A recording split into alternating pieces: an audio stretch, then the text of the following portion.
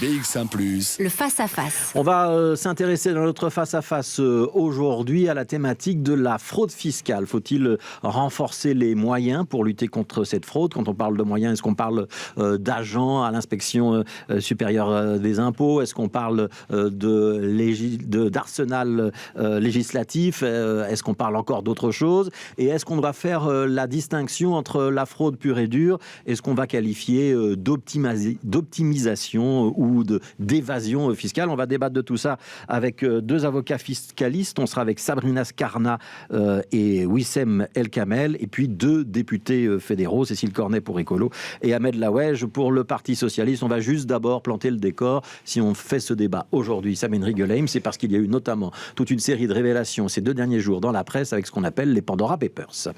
Après LuxLeaks, après SwissLeaks et les Panama Papers, voici donc les Pandora Papers. Au départ de cette nouvelle enquête collaborative sur la fraude fiscale, une fuite de près de 12 millions de documents passés au crible par les quelques 617 journalistes du consortium international d'investigation, la ICIJ, dont fait partie le journal Le Soir. La fuite concerne cette fois plus de 29 000 bénéficiaires de sociétés écrans à travers le monde, rapportent notamment Joël Matriche et Xavier Kounas, qui ont enquêté pour le quotidien francophone, soit plus du double que ce que les Panama Papers avaient révélé. Ceci concernait uniquement le cabinet Mossack Fonseca, spécialisé en création de sociétés offshore. Ici, ce sont 14 cabinets qui sont touchés, basés dans les paradis fiscaux.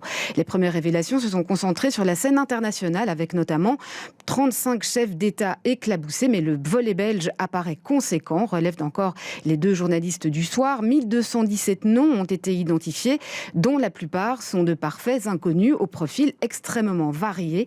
Mais voilà que les premiers noms commencent à sortir. Depuis ce matin, on sait que des héritiers de la famille Solvay ont créé des sociétés offshore pour y placer des centaines de milliers d'actions. Alors, je vais peut-être commencer avec Sabrina Scarna. Vous êtes avocate fiscaliste. La fraude fiscale d'un côté, l'optimisation fiscale de l'autre. C'est quoi la différence entre les deux? Et c'est quoi votre boulot à vous, avocat fiscaliste, pour finir? Bonjour. Alors, la différence, pour répondre dans l'ordre, la différence entre la fraude et l'ingénierie, c'est le respect ou non de la loi. On a un code des impôts sur les revenus, TVA, etc. On a des règles fiscales qui s'appliquent à nous tous et nous devons les respecter. Quand nous les violons dans l'intention de ne pas payer l'impôt, ça s'appelle de la fraude et c'est une infraction pénale qui est donc punissable pénalement. Par ailleurs, la loi définit ce qui est taxable. Si vous n'êtes pas dans une opération qui est considérée comme taxable par la loi, elle ne l'est pas. C'est ce qu'on appelle le principe de l'égalité.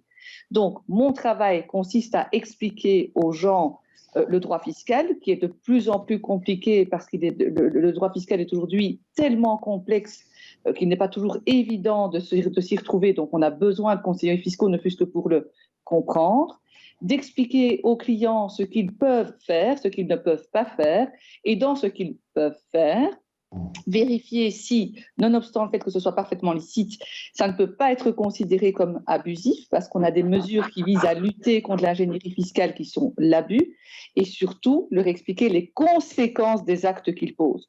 Un exemple, et j'en finirai par là pour la première question, on peut tout à fait avoir une société offshore à l'étranger, ça n'a rien d'interdit.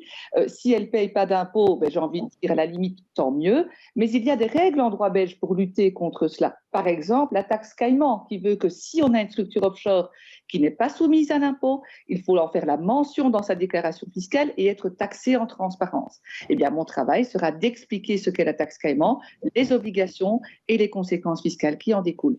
Mais avant la taxe Caïman, ça n'existait pas et donc les gens qui avaient des structures offshore n'étaient pas soumis à l'impôt, point. Alors on reviendra chez vous tout à l'heure pour voir un petit peu le rôle précis des avocats. On va faire un rapide tour de table avec tout le monde. Cécile Cornet pour Écolo, quand Sabrina Scarna dit on n'est pas dans l'illégalité lorsqu'on a une structure offshore dans un paradis fiscal. Est-ce que ça vous choque ou est-ce que ça ne vous choque pas ? Non, moi, ce qui m'interpelle, c'est effectivement l'ampleur du scandale qui est révélé maintenant. Alors, on est face à 11 000 milliards d'argent qui se trouvent dans des paradis fiscaux. Alors là-dedans, il y a des structures qui sont légales et d'autres qui ne le sont pas. Alors pour vous répondre directement, Évidemment qu'il y a une probabilité qu'il y ait des structures qui sont tout à fait légales. Mais si on regarde l'expérience des différents leaks, si on regarde ce que le fisc en a récupéré, c'est-à-dire quand même 700 millions ici en Belgique, on voit que beaucoup de ces structures sont illégales. Alors bien sûr, parfois c'est légal, mais on voit que c'est une minorité d'une minorité et que les gens qui construisent des labyrinthes juridiques pour ne pas être tracés, c'est rarement pour le plaisir de déposer des statuts au moniteur belge ou de n'importe quel pays. Et donc on voit que toute cette démarche de labyrinthe est destinée à cacher, et là effectivement c'est de la fraude. Certainement qu'il y a une série de structures qui sont légales, et si les personnes, les propriétaires les déclarent, très bien, mais nous savons que c'est une minorité d'une minorité. Ouais. Ahmed Laouej, même question. Est-ce que vous êtes choqué par ce qu'on vient d'apprendre depuis 2 jours dans la presse? Et je rebondis sur ce que vient de dire Cécile Cornet. Est-ce que ce serait pas plus simple de dire très clairement, quand on met de l'argent à l'étranger, a fortiori dans un paradis fiscal, a priori c'est de la fraude? Oui, moi je crois qu'il faut partir du principe que dès le moment où quelqu'un utilise une société offshore et qui plus est dans un paradis fiscal ou un paradis bancaire, il lui appartient de démontrer le caractère justifié de la dite opération.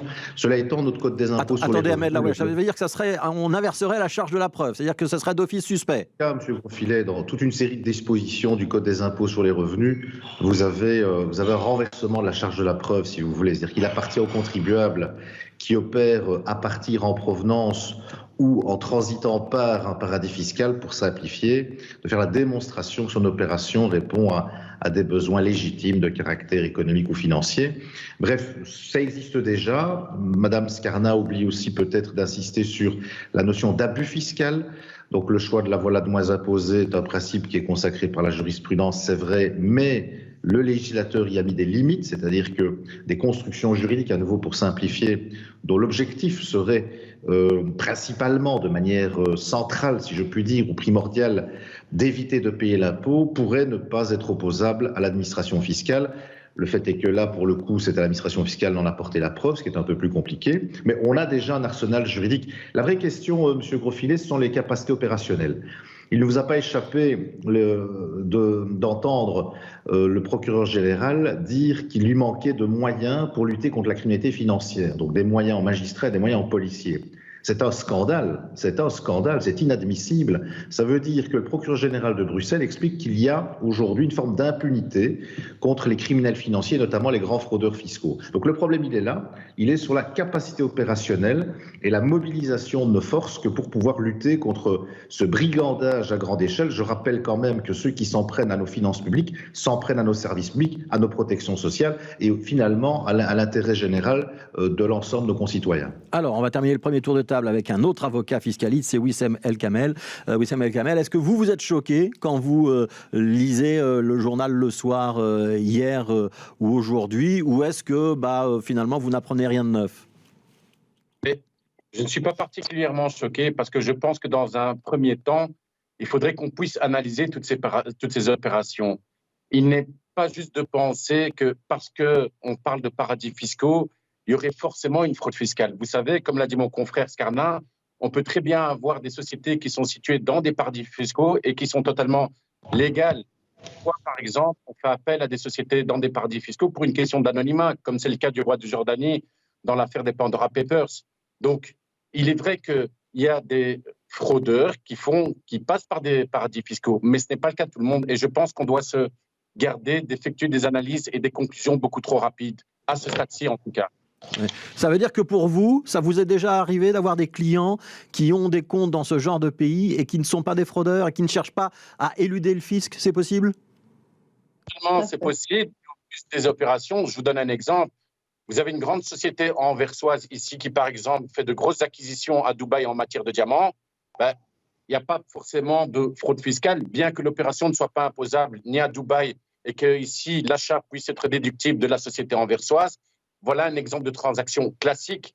Alors après, il y a des opérations qui sont plus compliquées. Lorsque, par exemple, vous avez une société qui fait appel à une filiale pour effectivement traiter des opérations financières avec des sociétés offshore qui sont situées dans des paradis fiscaux, Et par ces opérations, elle tente effectivement de soustraire, elle tente de diminuer leur charge fiscale de manière illégale.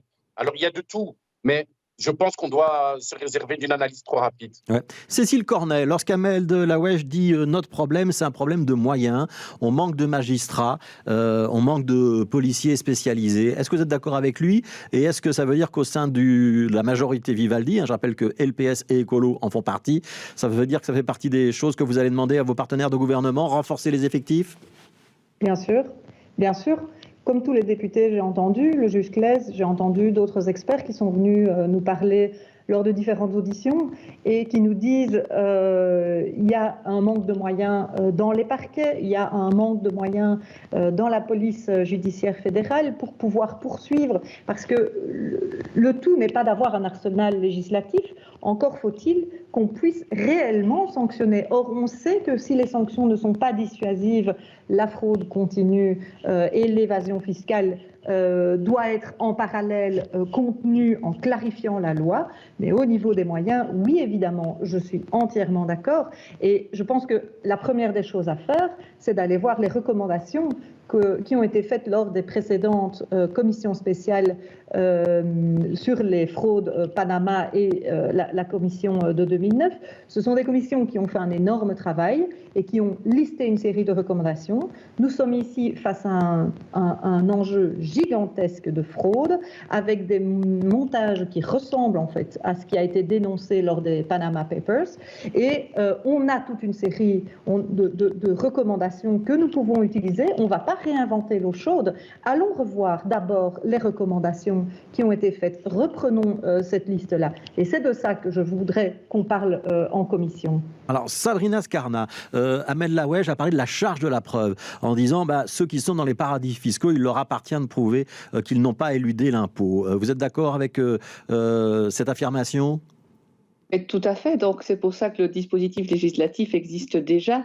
On n'a effectivement aucune déduction possible pour des paiements qui sont faits en faveur de paradis fiscaux s'ils ne sont pas d'une part et déclarés, d'autre part démontrés dans leur sincérité. On a la taxe Caïman, j'en ai parlé. J'ai aussi parlé de l'abus, contrairement à ce qui a été dit. Donc, je rappelle qu'effectivement, nous avons l'arsenal que nous devons analyser. Et si je peux un tout petit peu réagir par rapport à tout ce qui a été dit, effectivement, il manque de moyens, mais il manque aussi de courage politique dans ce sur quoi l'attention doit se porter.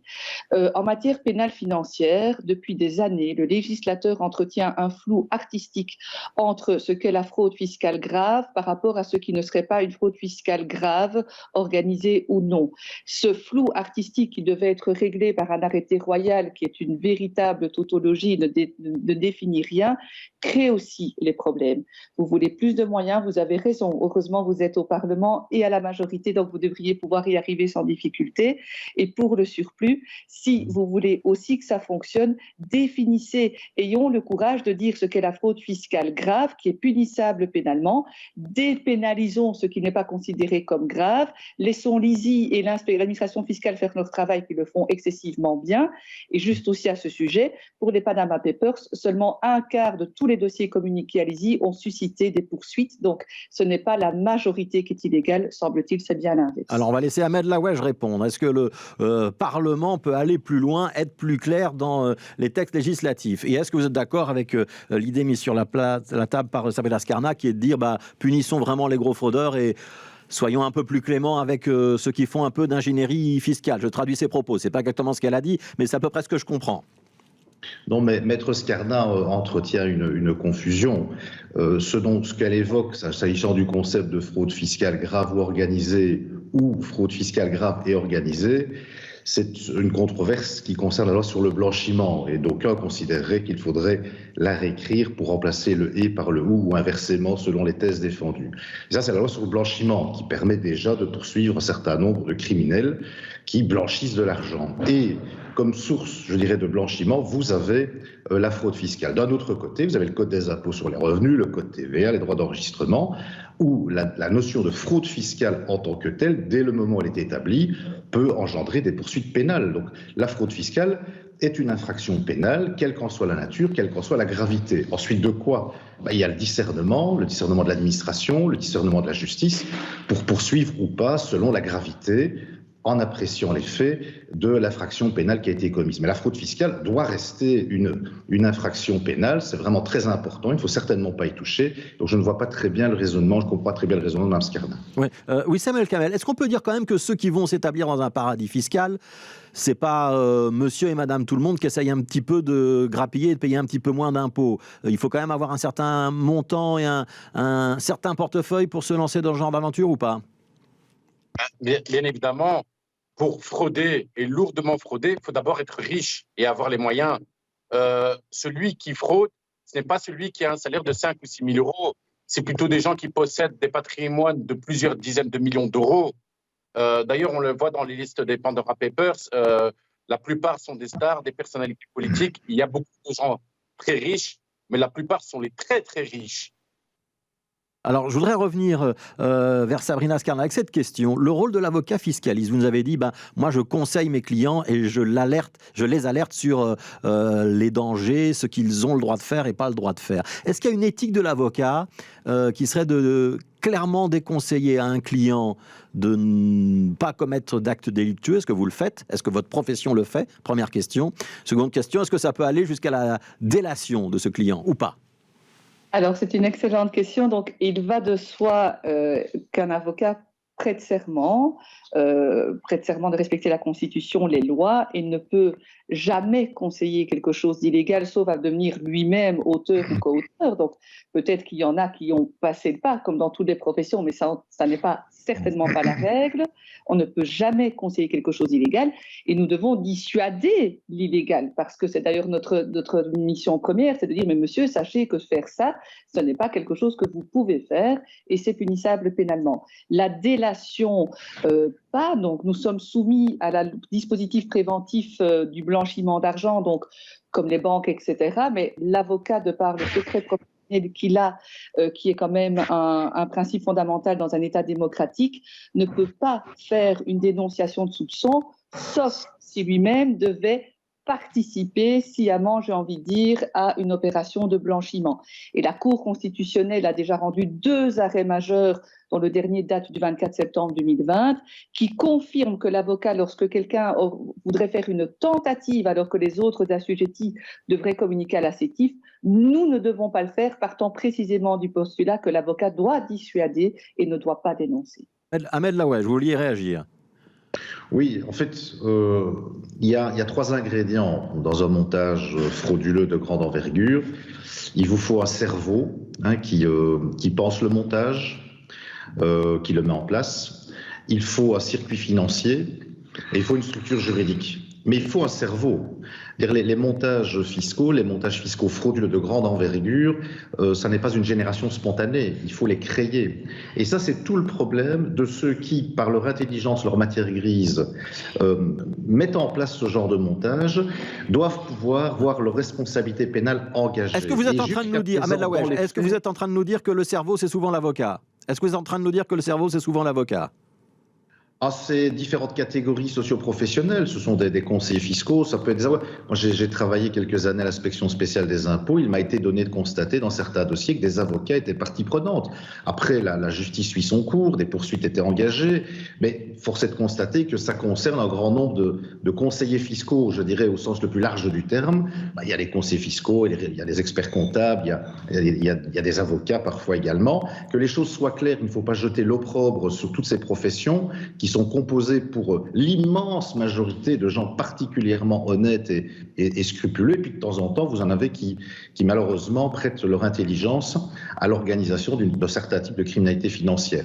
Et je rappelle aussi que la loi sur le blanchiment, quand on regarde en effet qui dénoncent des opérations dites suspectes, on y voit rarement certaines professions. Ça, c'est aussi quelque chose sur lequel on devrait peut-être s'attarder. Mais je le répète, il n'y a pas de montage fiscal frauduleux de grande envergure s'il n'y a pas un cerveau. Ça, il faut bien se le mettre en tête. Alors, Cécile Cornet, j'aimerais vous entendre sur un autre point. On dit souvent que s'il y a l'ingénierie fiscale, et s'il y a toutes les professions qu'on vient de citer, c'est parce que notre système fiscal est particulièrement compliqué, avec une multiplication de niches et de manières d'optimiser sa déclaration. Est-ce qu'il ne serait pas temps de simplifier tout ça, et ça peut-être simplifierait le problème pour tout le monde? Alors, effectivement, d'une part, la première chose à le faire pour lutter contre l'évasion fiscale, c'est d'avoir une réglementation qui est la plus claire possible. La plus claire et avec le moins de trous possible, en fait. De façon à ce que les règles étant claires, elles ne puissent pas être interprétées. Par exemple, nous avons entendu tous qu'il y a quelque temps, une entreprise fait une transaction pénale pour ne pas aller au procès parce qu'elle est suspectée de fraude fiscale, et elle déduit fiscalement en frais professionnels sa transaction pénale. Et là, c'est plaidable. C'est quelque chose qui a fait l'objet de différents arrêts en justice. Moi, j'ai déposé un texte de loi qui clarifie cette loi. C'est interdit. Donc oui, la clarification, c'est la première des choses. Deux, le rôle des intermédiaires est effectivement important. Alors les intermédiaires, fiscalistes, etc., toutes les professions du chiffre, ce sont nos alliés. Ce sont nos alliés. Ils doivent être nos alliés dans la lutte contre la fraude. Et malheureusement, certains d'entre eux ne le sont pas et contribuent et utilisent leurs compétences pour construire des constructions juridiques qui permettent d'éluder l'impôt. Et c'est ça qui n'est pas juste, parce que vous payez vos impôts, monsieur Grosfilet. Je paye mes impôts, tout le monde, la plupart des gens payent correctement leurs impôts. La plupart des gens payent et contribuent à la collectivité, à payer nos écoles, les trains, les hôpitaux. Et certains ne jouent pas le jeu. Et c'est qui? Ce ne sont pas les gens, ni ceux qui gagnent 5-6 000 euros, comme disait monsieur El-Kamen. Ce ne sont pas non plus les personnes qui sont au salaire minimum. Ce sont des gens qui sont très riches et qui veulent encore être plus riches. Et cela avec énormément d'incivisme et au détriment de la loi et au détriment de la collectivité. Et moi, je pense qu'il ne faut pas avoir de complexe à mettre fin à ce genre de pratiques qui sont nuisibles dans la société. C'est le projet écologiste, c'est plus de justice, parce qu'il n'y a pas de justice sociale sans justice fiscale. Wissem El-Kamel, je voudrais que vous entendiez là-dessus. Est-ce que vous êtes les alliés, est-ce que les avocats fiscalistes sont les alliés de l'administration fiscale et des législateurs? L'avocat fiscaliste, quand il intervient, il faut savoir dans quelle phase il intervient. Lorsqu'il intervient dans la phase de conseil, oui, il fait tout pour dissuader son client de, par exemple, commettre une opération qui pourrait être une opération illégale, délictueuse. Mais lorsqu'il intervient dans la phase de défense, à ce moment-là, ce rôle ne s'applique pas du tout. Et donc, oui, c'est un allié de l'administration. Et comme l'a dit mon confrère Scarna, on a des obligations déontologiques qui, lorsque nous constatons certaines suspicions ou autres, on a un ordre et on en réfère à notre ordre. Donc, je pense que oui. Voilà. Et donc, dans la seconde phase, vous jouez le rôle traditionnel de l'avocat qui est de défendre son client avec tous les arguments possibles à sa disposition. Ahmed Laouech, je voudrais vous entendre sur un terrain peut-être un petit peu plus politique. On entend des hommes politiques et en particulier même des présidents de partis dire attention, il faut bien faire la distinction entre la fraude d'un côté, ce qui peut être de l'ingénierie, voire même de l'évasion de l'autre. Et on entend souvent aussi, c'est une petite musique, on sait que les Belges n'aiment pas trop l'impôt et que d'une manière générale, ils essayent toujours plus ou moins de s'arranger. Est-ce que c'est une situation condamnable chez monsieur, madame, tout le monde aussi? Donc la fraude fiscale, il n'y a pas photo, c'est un délit pénal. Donc je dirais par rapport à cela, le législateur a tranché.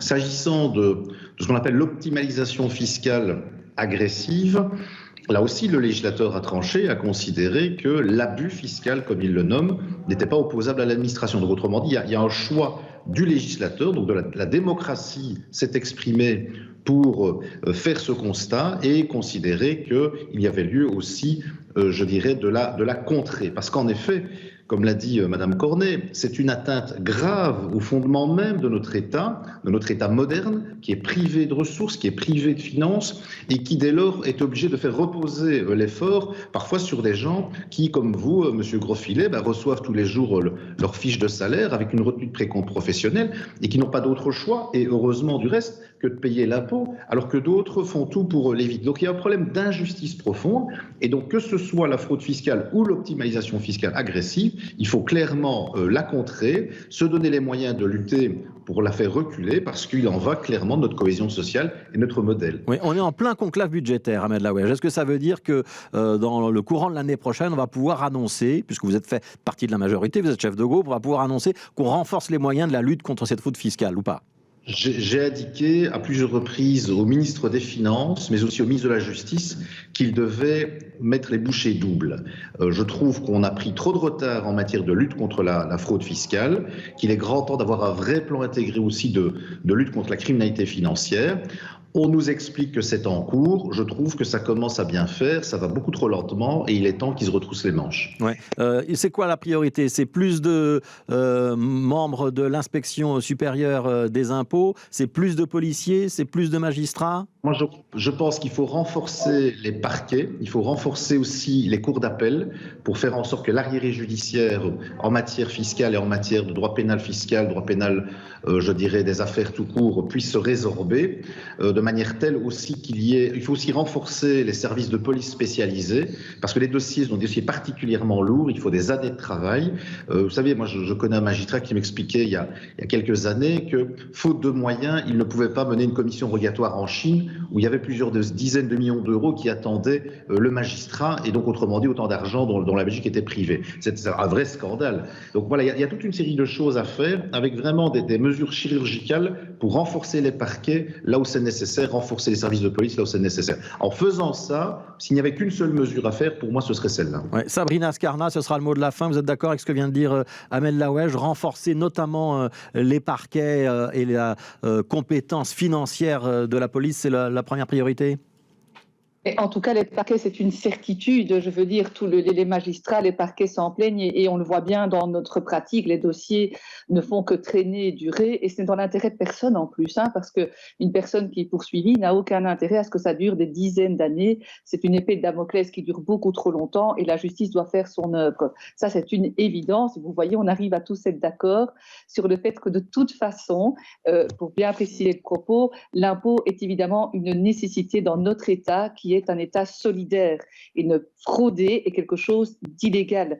Maintenant, ce qu'il faut juste rappeler, c'est que je n'aime pas quand on confond moralité et légalité, car si demain on doit payer l'impôt qui est juste, tout dépendra de qui définit le mot juste. Il me semblait que c'était le législateur qui le faisait par les lois. C'était bien le propos que je souhaitais défendre. Voilà, bon, tout le monde a l'air d'accord sur un certain nombre de points, même s'il y a quelques petites piques qui s'échangent. Merci beaucoup, Sabrina Scarna, avocate, Wissem El Kamel, avocat également. Et puis il y avait Cécile Cornet pour Écolo, Ahmed Laouej pour le Parti Socialiste, qui sont tous les deux députés fédéraux. Merci, on va tourner